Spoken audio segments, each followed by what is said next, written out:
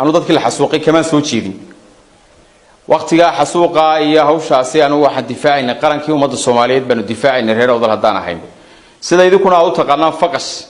waana ku faanayaa kaman cuqdadna kama qabo maxaad u damqanaysaan marka siyaasi reer awdalhi boorama yimaado hadayna cuqdatu nafsi kale idinku jirin waxaynu ku sugannahay xarunta xisbiga wadani ee gobolka awdal ugu horeyn waxaan ka hadlayaa mowqifka aanu leenahay ee doorashada golaha wakiilada Soomaaliland inaanu ku galeyn saami qaybsi haday aanu nahay gobolka awdal taas waa qodobka labaad ee doonayay inaan dul istaago waxa weeyaan nimankii xalay toole ka hadlayay TV-ga inankii xogaya ahaa wuxuu ahaa magaciisi waxlid mayeen Mustafa waxlid lahaa Mustafa walaal waxaan ku sheegayaa waxaad xalay toole TV-ga kala ahayd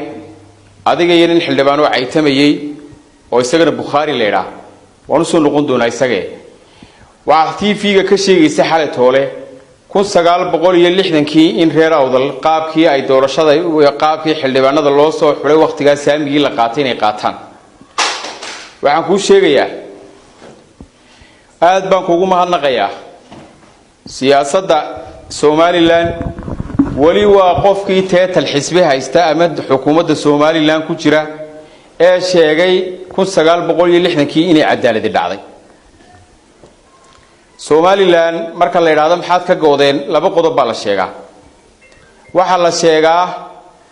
kow cadaalad darro 60kii dhacday waa sida dastuurka ku xusan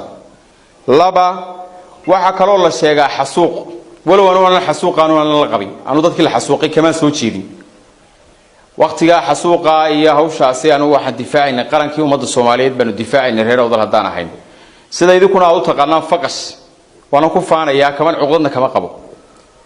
waxaan ku sheegayaa 1960kii hadaad leedahay waxaynu ku qaybsanay cadaalad baa dhacday maxaa magaalooyinkii waqooyiga Soomaaliya ee sanamu baabiisay haday ay leedihiin mar cadaalad darraan ku ka tirsanayni baanu taliska ula dagaalamayni maxaa wixii oo ummadii u dhimatay maxaa burburka inta la eegu dhacay haday cadaalad ahayd Mustafa waxdadow maxaa cadaalad darro hadaan ka soo cararin maxaa soo dhibaatay maxay u dhaceen go'itaanka Somaliland cadaalad darro ku yimid ayaa sidii dastuurka ku xusnayd adna shalay TV-ga waxaad ka lahayd cadaaladii ugu fiicnayd 60kii baa ahayd reer awdal 60kii baa ku qaybsanaa bay lahayd haday 60kii ahayd iyo haday 90kii ahayd ba gobolka awdal doorasho bilaa saami qaybsiga ma gali qodobkaasi waa mid biyo kama dhibcaana daraatii ku horeysay waxa ka hadlayay halkaasi ma taqaanaa ee buugta meeshii buugta carwadii buugta lagu soo bandhigay waxa ka hadlayay gudoomiye ku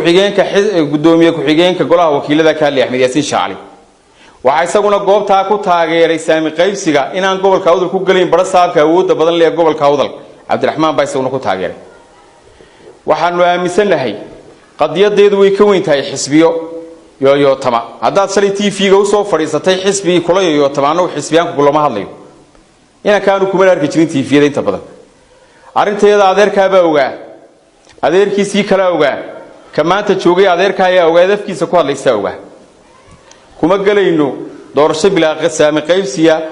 Soomaali gobolka awdal kuma galayno anu waxaan ay gudoomiyaha xisbiga wadani ka xaq u leeyahay gacantiisa inuu ku qoro xildhibaanada golaha deegaanka iyo baarlamaanka ninka saxiixiisa ay ku baxaysay xaq u leeyahay ma qorayo doorasho bilaa saami qaybsiga kuma galayno waxa kale oo soo noqonaya inanka Bukhari leeyahay xildhibaan Bukhari ku daali maayo xalay wuxuu hadlayay reer ceebigaabo wadadan walaalnahay wax badan naga dhaxeeyaan xadaarada Soomaalida iyo jinsiga Soomaaliga halku ka soo bilaabmay baa lagu tiriyaa gobolka Sanaag waayaan darro Bukhari isku sawiro Bukhari oo kii hadii lahaa maanta matiid siyaasadda anigu aad baan u aqaanaa xog badan baanu haynaa waa lagu yaqaanaa Soomaaliland caan baa ka tahay waxa tahay dadka ku shaqeeya siyaasadda dhidig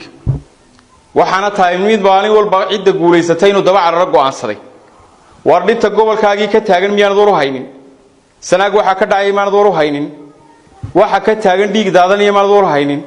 ma waxa kala qurux badnaaday inaad gobolka awdal ay ugu soo fadhiisato waa nasiib darro ku gaar adiga reer Sanaag waxa ayaan darro ku aynu kaas xildhibaan u ahaado aan runta iyo beenta kala aqoon ee aan kala sheegayn xaqiiqda halka ay taalo iyo halka maalwaalku yaallo Bukhari ku daali maayaan isagu waa nin siyaasadiisu mar walba dhidig tahay halka isagana iga dhig waxaan ka hadlayaa madaxweynaha jamhuuriyadda Soomaaliland Muuse Biixi Cabdi madaxweyne magacaabi kasta oo aad magacawdo marka reer awdal aad wax magacaabayso intaad xilalka isku shaandhayso iyaad ka dhex saartaa xil reer awdal waxaad ka dhex saartay xilalkii hore waxaad ka dhex saartay hay'adda shaqaalaha markii hore janankii madaxtooyada ka dhex saartay oo aad ka dhex saartay maanta waxaad ka dhex saartay hay'adda wadooyinka aad ka dhex saartay manihin dad suhala waanu ku arkaynaa halkaad wax ku wado reer awdal waxaan leeyahay digrootooyinka madaxweyne Biixi baa idinku filan waxaad ka sugtaan waxa kale iyaduna ayaan darro ah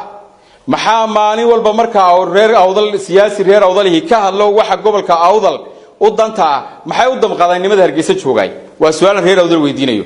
Professor Ahmed Ismail Samatar baa waxa uu ka hadlay hoteelka Rays buu ka hadlay waxa uu ka hadlay saraakiisha ilaahay waxa ay tamiyay xinif waxa ay tamiyay Xasan Gaafadhi waxa ay tamiyay rag fara badan baa ay tamiyay oo lahaa heer local buu noqday